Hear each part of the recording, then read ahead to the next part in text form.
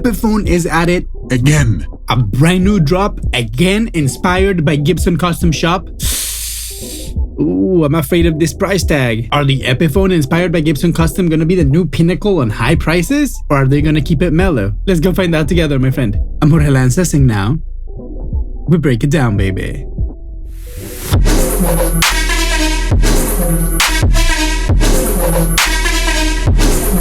Alright, my friend, thank you so much for being here once again in another video. And as I said in the intro, today we're gonna try to find out if the brand new Epiphones are gonna be super expensive or they're just gonna be mellowly priced. I did a video not too long ago about the new Epiphone Widows, and in that one, I had such a big surprise because the prices were super low compared to what Epiphone has been doing lately. Man, I'm still hurt by that $1,700 Thunderbird. But the Widows were modestly priced at $800, which honestly, I think is the sweet spot for all Epiphones. But let's stop the talking, get to the rocking, and check some guitars. So here we are on my computer, my friend, and without further delay, let's go check out the Epiphone.com website. And there we go. Inspired by Gibson Custom, faithful reissues of iconic vintage Gibson models, new and upgraded for 2025. I mean, as a sales pitch, that sounds really good. And just to begin, I want to say I like how figured this little SG is right here. And just like the first look at this right now, they do play the part. I could have never in a million years think that these were Epiphones. Look at that. Especially this one, like the Johnny Winter, kind of like Thunderbird. Really, really sick looking. And I cannot believe that they did a Les Paul Jr. double cut. Right, let's stop the talking. Let's go check them out. Ooh, very nice shot. These all look so nice. And now, wow, so they're acoustics too. Wow. I've been wanting a nice acoustic for a long time. And so far, I felt like the only contender was maybe PRS. Have you tried any of those PRS acoustics? I have the small one, the parlor size one, and I think it's pretty good. And it has a very, very special and sweet tone. And I did a video about it. You can probably find it on the channel or click it right here. It's going to be right there. But that's besides the point. The thing is that that guitar sounds pretty good. And I think in a budgetary kind of sense, seemed worth it to me. I wonder if the bigger PRS acoustic line keeps that it sounds special, but it sounds great. Let me know if you have one in the comment section down below. And while you're there, remember to like, subscribe, and do all those cool little things that we like to do on YouTube. And enjoy this little bossa nova, my friend. I hope your day keeps getting better and better and better. Alright, let's keep watching guitars. So let's start by checking out the 1960 Les Paul Special. Boom, there you go. It's looking sexy. Wow, and I like how the pickup selector is right here at the bottom. Looks really nice with the Gibson headstock. I think that's the best decision that Epiphone could have ever done. And the worst! Right here, right now. Man, just give us the two little screw, just exactly like Gibson. This is inspired by Gibson Custom.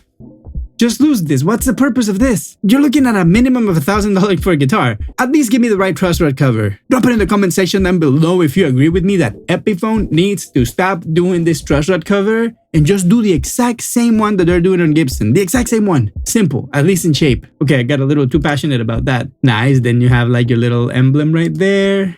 It's looking good, Just a regular, handcrafted in China, and a big sticker right there. But like I was saying, just a regular, simple double cut. Very nice. And as I was saying, simple, it just hit me right now. Rosewood fretboard. What? They brought rosewood to Epiphone? That's so cool. That right there just makes it a lot better in my mind. And of course, this is what I was trying to go and check. They have the USA made P90s, just like a regular. This is just basically a Gibson that says Epiphone and made in China for all intents and purposes. So just get rid of that truss rod cover and just give me the regular one. Come on, man. Come on. All right, now let's check the 1959 in washed bourbon burst. It's looking pretty nice. Again, it has that little fade, like a what they call fade, which is just a satin finish, right? And then again, rosewood fretboard. Very cool. This is a very, very sweet looking Les Paul. Yeah. Again, the headstock just looks perfect, except this looks out of place. Everything else is perfect. I mean, I feel like at this point, almost like having an Epiphone is better than having a studio in many ways.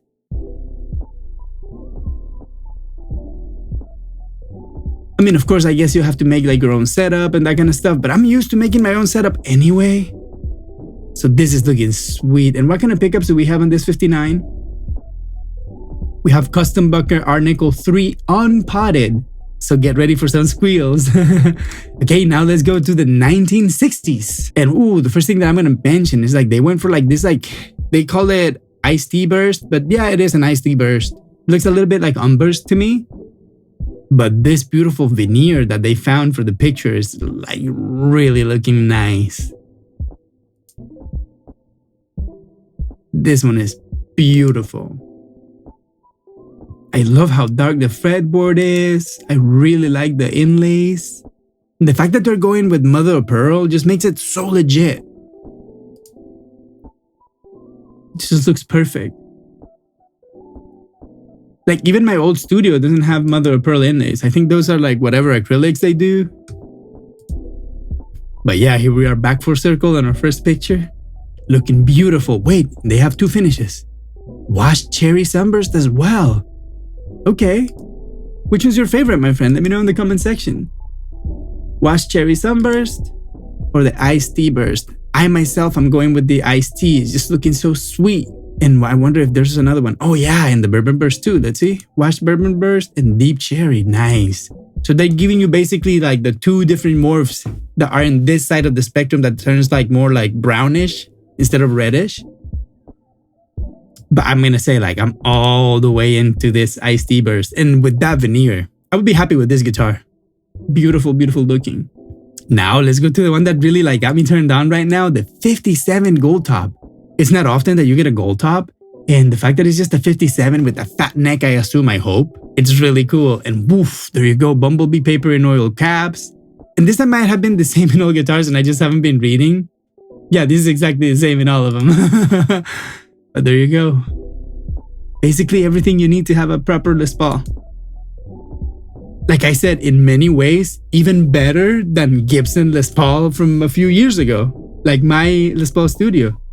This is more legit than my Gibson. That's awesome. Yeah, this looks just perfect. And I wonder if the inlay right here on the headstock is actually mother of pearl too. It has to be, right? Beautiful. Then gold on gold, as it should be, and not the speed knobs, because the speed knobs would be, I think, like 56 and before that. Yeah, this looks perfect. What a beautiful looking guitar. Let's check out the next one. Nice. Let's go to the specialty guitars and let's start with this 1962 ES335 reissue 60s Cherry. Very nice. I've been wanting a like semi-hollow guitar like this for a long time. And I've been looking maybe like at the Angelico or something like that, but for, I don't know, $1150. One of these Epiphones is looking sexier and sexier. Yeah. It looks so, so good. And you have your little, I can't remember the name of this thing, but you have the two little circles right there, as it should be for a 335. What are you gonna say? I'd be super curious to hear like how people in the field are actually checking these guitars out. Because I feel like they're like not consistent. That is the problem with Epiphone. Like you see one that are like super dark, some that are like super clear, some play really nice, some sound terrible. There's like all these QC problems. But if you get a good one, it's usually a really good one. And we're gonna probably see here in the comments like a bunch of people telling us their stories. But look how beautiful. I'm a sucker for a good fretboard. I think that I choose a guitar more for a fretboard than a top or something like that. I really want to have a nice fretboard, especially if I'm like paying like premium money for premium features, right? This is looking legit. I love it. So maybe that would be a great contender for a semi-hollow. And then let's go to the 64 SG. There's something about an SG with a vibrola that just looks legit, right? And oh my goodness, this is so awesome to see. I guess they have left-handed and right-handed. So they didn't leave the lefties behind. I like that a lot. And wait, let me see in the 60s Cherry right here in the 62. Let's check the other color. Vintage burst, I don't know. It might be your favorite. It's just definitely not mine. I like this red. In my head, I don't know, an ES335 is red. But coming back to the SG, This looks so proper. There's, like I was saying, something about the vibrola just makes it look so legit. That's exactly how I want to see an SG. But how functional is it? That's a different story. If you've ever used one of these, the story says that they don't hold tuning, and I would like to subscribe to that camp. Nice. Oh, look how beautiful. Again, I love these tuners. I'll probably be going for one of these just based on the fact that I don't have an SG and that these tuners and this headstock look so legit. Beautiful. This angle looks a little bit strong, but overall, aesthetically, what you're looking at, inspired by Gibson Custom. Yeah. Just think about it. I mean, while we were checking the new guitar, the 63 Firebird, all these products in these price ranges are not competing with the Gibson Custom shop. Why not giving us all the features? Nobody that's been thinking about buying a Gibson Custom shop is gonna go buy an Epiphone instead. Ooh, but let's look at this Firebird 1. Beautiful. We have like the old like Steinberger looking tuners. What do they call it? The Clusum planetary tuners. I love it. And the old, beautiful, beautiful, beautiful looking headstock, and all together by the trash rack cover. That looks like some kind of like a vulture or something, right? Like a turkey vulture or something. Let me know in the comments if you catch that reference. I love these guitars. It's just that I always play sitting down. Ooh, what a good reference to the planetary. And I feel like it's just a waste of such a beautiful guitar. You know what I mean? I only play it in the studio, mostly by myself. Ooh, that's crazy that they went with this wraparound tail bridge. I mean, they have to, right? If they're recreating the guitar. But happy to see that they have the little locking rods right there so that it's not going to fly out every time you're trying to change the strings. In my opinion, the Firebird is probably the most death metal and black metal looking guitar. No, not death metal. Black metal looking guitar. Let me know if you feel the same way. And last but not least, the Firebird 5. I don't know, this might be just my basic favorite of all the Firebirds, just because it just makes me think about Johnny Winter in my head. And oh, again, they did a lefty version. I'm so happy to see that they didn't leave the lefties out of the fun. They didn't leave the lefties out of the fun. Okay, yeah, this is so beautiful. It just looks correct in every single way. I would say you just grab this guitar and you start your black metal band you always wanted. So perfect. I don't know. Maybe you just change the pickups. This is great. I love that they went with these tuners. So I wonder if they fixed the case in such a way that the tuners are not like almost like resting on the body of the case, so that they're like, I don't know, maybe they put like a racer or something to help it so that it won't break during shipping. Yeah, this is just absolutely beautiful, and there's nothing left to say. So let's just get a few conclusions. All right, my friends, so there you have it, the inspired by Gibson Custom Epiphone drop. It's overall really great. Rosewood fretboards. I'm a sucker for a nice looking rosewood fretboard, and just knowing that there's the possibility of getting one of those in the Epiphone lineup right now, to me, it's a really great thing. Which one was my favorite? I want to say that maybe the 1964 SG was one of my favorites, but I'm biased just because I don't have one. But I'm not gonna lie, that 1963 Firebird is looking really, really good. And I feel like it's just like a statement. Just imagine it in your studio, just like right there. Boom. It would look really, really nice, right? And you know, the fact that the prices haven't changed, I'd be super curious to check, I don't know, in like a couple months from now and see what happens with all these guitars that are coming from China especially. I'm excited to see that basically Epiphone is doing a Gibson that is more Gibson than my Gibson. If they're making a great guitar, they're making a great guitar.